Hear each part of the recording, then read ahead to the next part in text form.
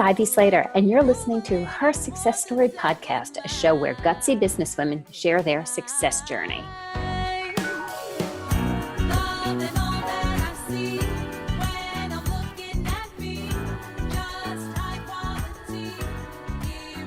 Hi, it's Ivy Slater.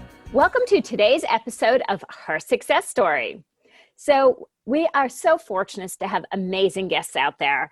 And today I bring you Dr. Joanna Massey. So Joanna and I met over a year ago or thereabouts in a completely different context. And this is what I refer to as what is about building relationships and how wonderful it is in life and business. So it brings me with great joy to bring Joanna, Dr. Massey on today. Give you a little bit of background, and then Joanna, I'm going to ask you to jump in and expand on it. But you have 25 years plus of experience in the media industries at companies such as Condé Nast, Lionsgate, CBS, Viacom, Discovery, Hasbro. Joanna's experience is a C-level communications executive and board director. She has managed brands, reputation, corporate turnaround, crisis communication, anybody relate to that in the last few months, cultural transformations, as well as multi-million-dollar P&Ls. She currently serves as a consultant who advises clients on communicating with Millennial and Gen Z employees, consumers, as well as investors. She's a corporate speaker and trainer. Her book that is just out, and I'm so excited to hear about this because it really speaks to so much for me and what I see out there. It's Culture Shock: Surviving 5 Generations in One Workplace. Joanna, thank you so much for joining us here today. Thank you. It's great to be here. So tell me, before we get into the book, before we get into what you're doing today, how did, the brands you've worked at, where you built a corporate career, those aren't mom and pop shops. How did this come about for you? I will chalk it up to fate and luck, because really it literally was. I was in Los Angeles in school at USC, and I was working at a PR agency, an international firm. I was working in technology, which is, I like technology, but this was really technical stuff. So that wasn't necessarily my forte. And I had been in the office on a weekend, and back then, which was in the early 1990s, if you went to the office at any point, you had to dress up.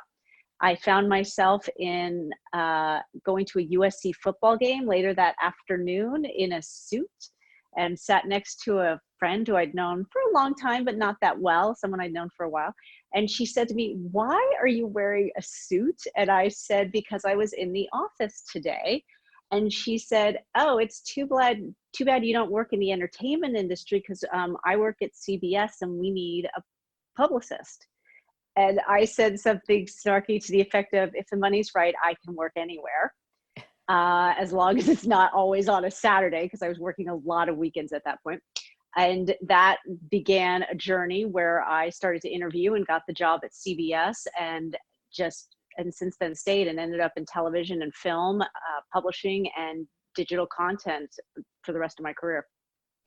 And today you went from graduating USC to also being an adjunct professor at Columbia University. That was another one of those journeys where not anything that was on my plan, but back in 2007, I actually got downsized from my job right before the recession. And I like to call myself the queen of pivoting, because I've had to pivot so many times in my career. And back during the recession, someone said to me, "You're pretty senior, and we're going to have a heck of a time. You're going to have a heck of a time finding a job. It's going to be a few years," which shocked me. And she said, "You should go back to school." And I thought, all right, well, all the MBAs are out of work right now, so I'm going to go back to school and get a psychology degree, because I find psychology fascinating. I was out of work for so long that I ended up with a Ph.D. in psychology. Then I went back to work, but decided I really wanted that MBA that I didn't get, so I went back for an MBA. Then I went then I ended up with a 4th graduate degree through Harvard in corporate finance. And after all of that, I was having drinks with a friend, again, another one of those kismet moments, who said to me, "You spent so much time in academia in the last few years. Why aren't you teaching?" And I thought it had not occurred to me. And she said, "Well, we need someone to teach a corporate communications class. Could you do it?" And I said, "Sure, of course." And that's how I ended up at Columbia as a professor at Columbia, which is a great joy, and not anything that I thought was on my path, but I'm so glad that it came onto it. So when did you eventually went back to work. When did you start going out and doing your consulting work and start building your own brand? It was in around 2018. I was working at Condé Nast. I was running the communications department for their entertainment division. And the head of PR and the head of the president or CEO of a division, they're very closely aligned. And the president of the division left. She got another job. And I knew in that moment that my days at Condé Nast were numbered. The PR person usually transitions when a CEO and president transitions. So I sort of started to look for work while I still had my Condé Nast job. Sure enough, they came to me and they said, "Joanna, we're going to have to, we're eliminating your position," which is true. They did. They never replaced the position. "We're eliminating your position. You have a few months with us. Please help us buoy up the department and make sure the staff is well taken care of," and all that, which I did, of course, happily, because it's a great company and I loved working there. But as I was going through that process and making it known to people, "Hey, I'm leaving Condé Nast. I'm here for the time being, but I'm looking for work," people started to say to me, "You've been in business for so long. Why aren't you running your own consulting firm? Like, why aren't you doing your own thing?"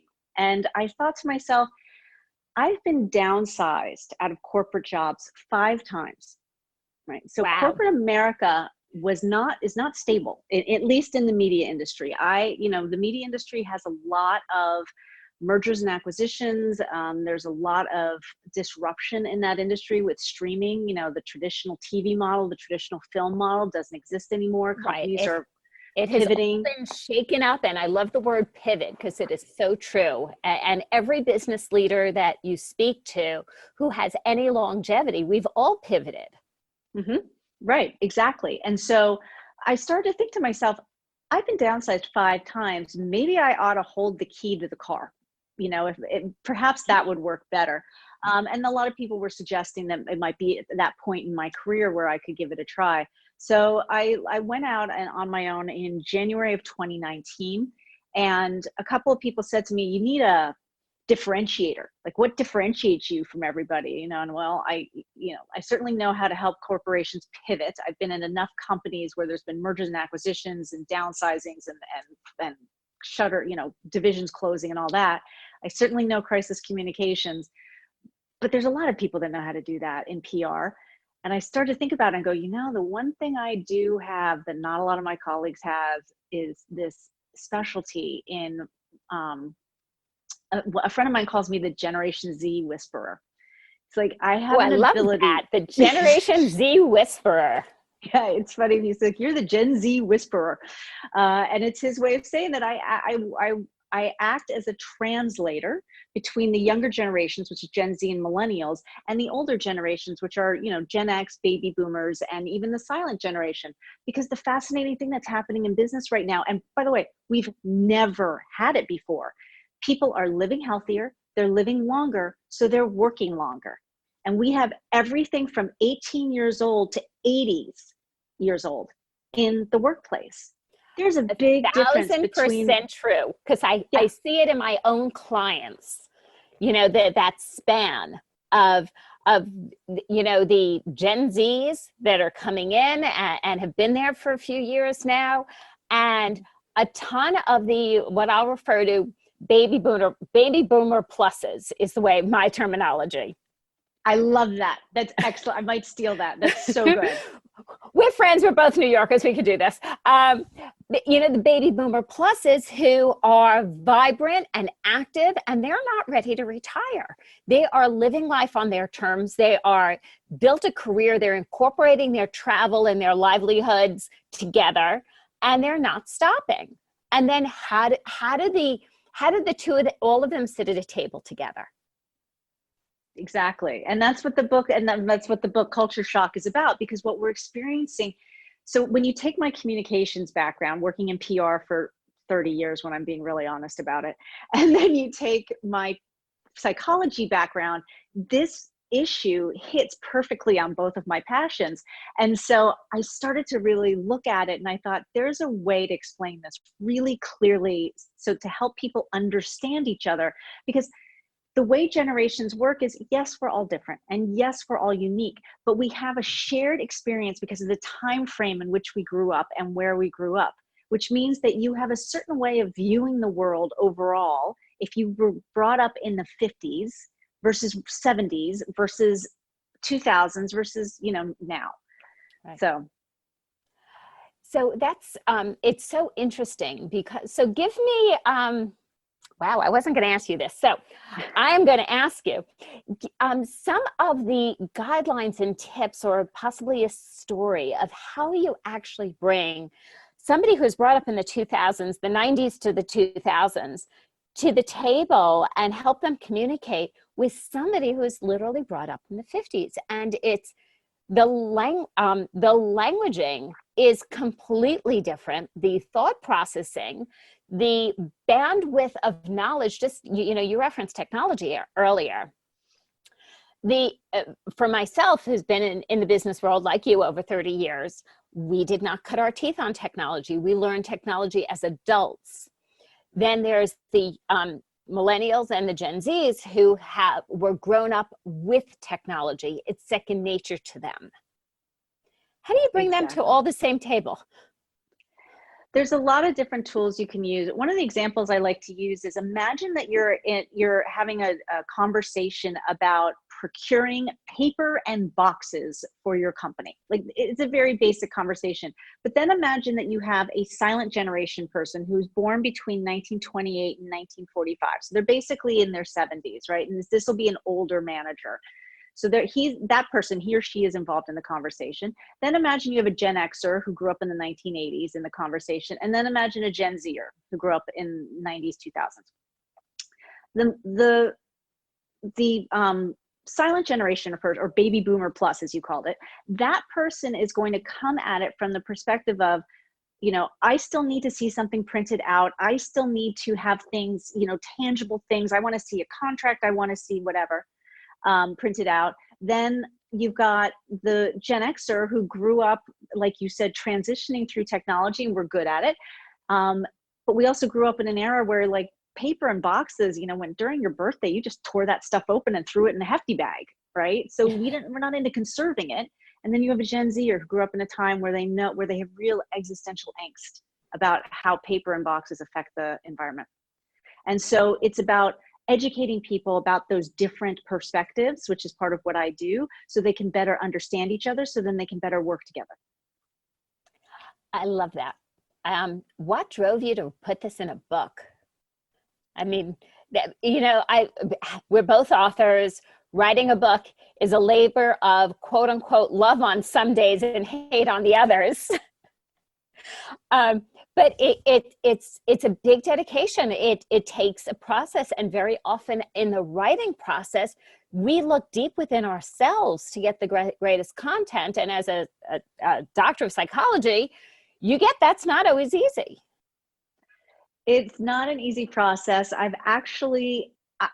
For some reason, I love writing books, and I haven't written one before now, but I've now written a second one that I'm going to, it's called Communicating During a Crisis, Influencing Others When the Stakes Are High. Obviously, it was born out of the COVID-19 era. It's when I started it. It's a brief book. It's not as hefty as Culture Shock is. And there's something about, at this stage of my life, where I just feel it really helps organize the thoughts. I also communicate in a really clear way, and I write the same way I speak. And so I'm told that it's a very approachable and understandable way of communicating. And so, I don't know, I just felt driven to do it that way. It also helps, frankly, writing helps me formulate the ideas in my own mind, so that when I go out and I do corporate talks, I go into corporations and give talks to the management teams and to the staff. The books actually enable me to organize the material in a way that I can then present to others easily. Love that. So I have to ask you, other than being downsized several times, putting that on the side, and I love again how you define it. Of it's just in building all careers is how we pivot and grow from it. What has surprised you as a leader in this journey? In the journey of going through corporate and working at major corporations to starting your own business, the years you spent in human development, which your academia piece is the big, they say that's part of human development, but they also say on the other side of building a company is the biggest portion of self-development we can imagine. Yes. Okay. I have to say that being an entrepreneur is I work 24/7, 365. It's like having a company is like having a child, and it's, yes, it is. And so that, I worked a lot of hours as the head of PR at major media companies. It's 100+ hour work week. You're never off, especially at publicly held companies, because anything you do can affect your stock price. So I'm used to that sort of pace and that level of that amount of work.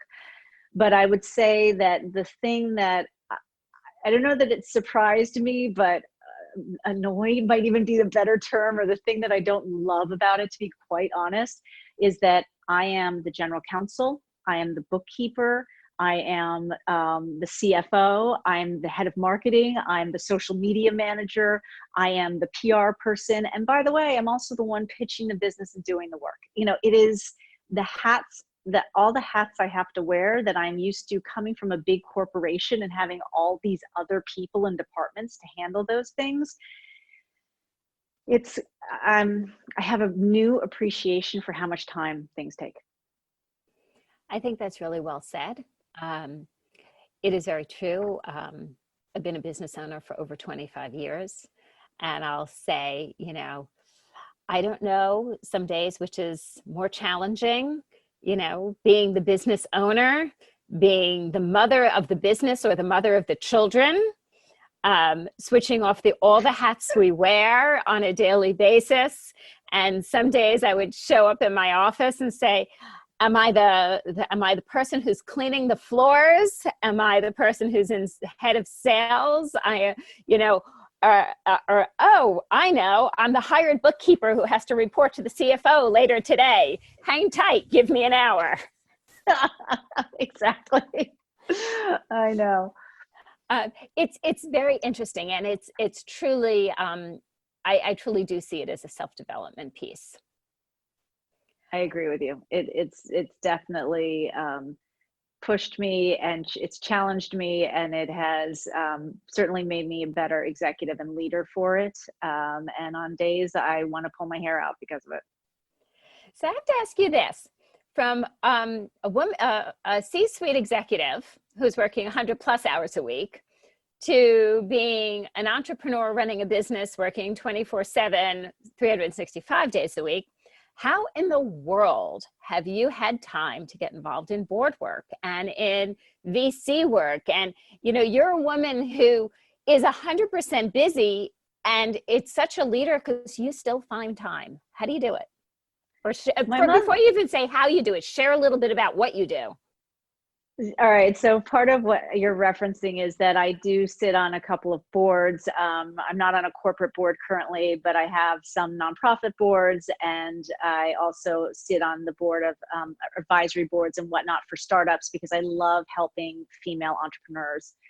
I also have served as an angel investor. I like angel investing. And so I've served as a managing director for an organization called Golden Seeds, which is a female-led angel firm. We are actually one of the largest angel firm in the country. We're a female-led angel firm, and we invest in female-led businesses. And so that is born out of my passion for mentoring and helping women. So, when it's a passion, for me, I can make time for it. It's something that brings me joy and that I love to do, then I find the time for it. I have to say, my mother always says, if you want something done, give it to a busy person. And that is so true. I'm just going to roll with that. That is so true. You give a busy person another task to do and they just like, got it, get it done. Exactly. I was raised to check things off of a to-do list. So I at the time, I literally, and I'm not kidding about that, by the way, as a child, I had to make to-do lists and check them off. And, you know, you do that with your homework and stuff, but I also had to do it with chores. And it was just the way my mom raised me. And so I didn't realize it when I was younger. It's something that I sort of thought, oh, this is such a pain. But as an adult, it has served me very well, because if it's on my to-do list, I really want it off of it. So it serves me in business. So a little bit more on you really being in the pulse of young businesses that are growing and the ability to help women leaders get out there. What do you see for a future, and what are some of the accomplishments women are seeing out there right now? I think that the great thing about technology in the era that we're in right now is that it's really giving females an opportunity to step up to the, to step into business and into entrepreneurship. It's been a great leveling field for the most part. And the reason I qualify that is because, as many of us who are in the venture capital world know, the majority of money, and I mean like 95% of the money, still goes to male entrepreneurs. And so that is part of why Golden Seeds was started over 15 years ago, I believe, because the thought was, if we want women to have money, then the women are going to have to be the ones to give it to them. So, but you're seeing a shift in consciousness, a shift in awareness of the unconscious bias that exists towards women in business and in especially women entrepreneurs. We're seeing more women get opportunities. And I think that that is a wonderful thing, and something that, it's that saying, if you want something done, you've got to do it yourself. If we want women to get a step up as a female leader, I have to be the one to give them that help up the ladder. And so that's really what I try to do in my career and as an angel investor. I love it. So curious then, where do you see, what's your vision for where you're going, where you see where you're going? Let's start with where you're going in your own business. 2020 did not exactly, it's not panning out how we all started in January. And I'm not saying anybody here is psychic or anything else, but there's a clear shift globally. It's coming down through business. I know I've shared on the podcast before, and I'm very, very, very clear and grounded in, I see major opportunity and possibility and growth coming from here in the long run, and a reconnection of human contact. And so that's not new news to my listeners because I've been vocal about it. What do you see for yourself as a business leader? I would agree with what you're saying, by the way. I think that that change and growth come out of situations like what happened to the world with COVID-19 this year. And so, and I always believe that change is for the best and for the positive. So I'm, despite being, the scare of the pandemic, I am hopeful about the future and the changes that are coming.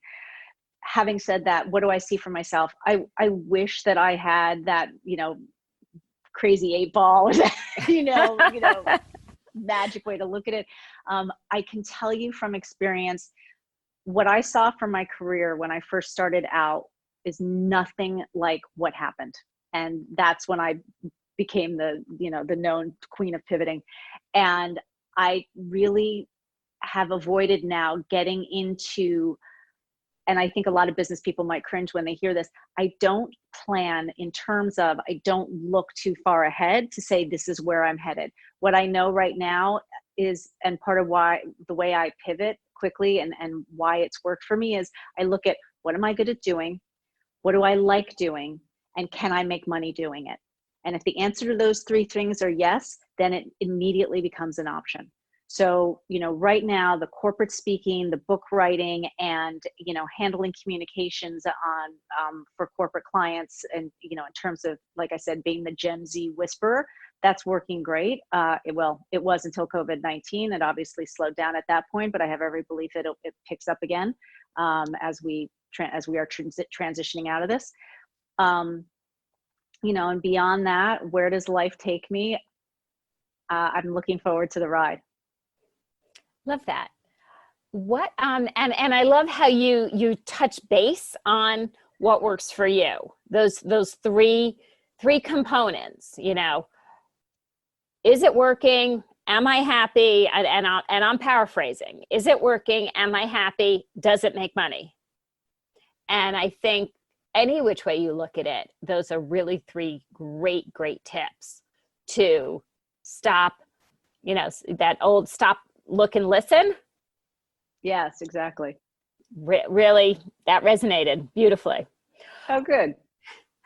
What tips do you have for our listeners today? Tips for leaders, the leaders of today and tomorrow, when we think about the various generations at the table. And, the great thing of coming through this is we're going to have various generations at the table for a long term. How can we communicate well together? What can we take forward? My number one thing I tell people always is it really helps if you understand where people are coming from, like understand them. A lot of times what happens in business is something goes wrong or something doesn't go the way a leader or a manager thinks it should. And so the reaction is twofold. The first reaction is, to get angry, to, this should be done my way. And then the second reaction is also to assume the worst. The person intentionally did something that was wrong or bad. And so I always encourage leaders, I'm like, don't assume the worst. In fact, don't assume you know anything, which is very hard for a leader. Their whole job is to project and to know. So it's like, don't assume you know anything, inquire, ask, and be genuinely curious about the answer from the employee. Why did you do that way? What did you think? Did you think it would work, or how did you think it would work? Did it work? Okay, let's look at how we could do it differently, so you can understand the person and where they're coming from. When you understand somebody, we work much better together. When we blame, when we shame, when we point the finger at each other, especially if it's done in public, like in a meeting or something like that, you become very defensive. And when people become defensive, they get very locked in their position, and then it gets very difficult for people to bend. I love that, and I appreciate it. Ask, come from a place of curiosity, and listen. So digest it, don't just jump in. Exactly. Well, Dr. Massey, thank you so much for joining us here today. And I so appreciate your insight. Your story is fabulous. And as when we met, you're just lovely. Well, thank you. I've enjoyed being here today. It was a wonderful conversation. It's so nice to chat with you. And it's a great podcast that you do. And it's such a wonderful service. So thank you. And for listeners out there, if you all of Dr. Joanna Massey's information is below. If you're curious, and I suggest you should check this out, take a look for Culture Shock: Surviving 5 Generations in One Workplace. It is something that you want to take a look at, because we're all, whether we're entrepreneurs, whether we're leaders, because we all lead in some way. If you're in corporate or if you're an entrepreneur, you're touching all generations. That's how business is done today. It's a book that can give you great insight and information to really help you as a leader. So thanks for joining us here today, listeners. Remember, we release every Monday morning. Leave a note. Let us know the biggest piece of impact or takeaway from today's interview. We always like to know what's reaching you and what is informative for you, so we can plan forward. Also, remember to subscribe to Her Success Story. See you next week.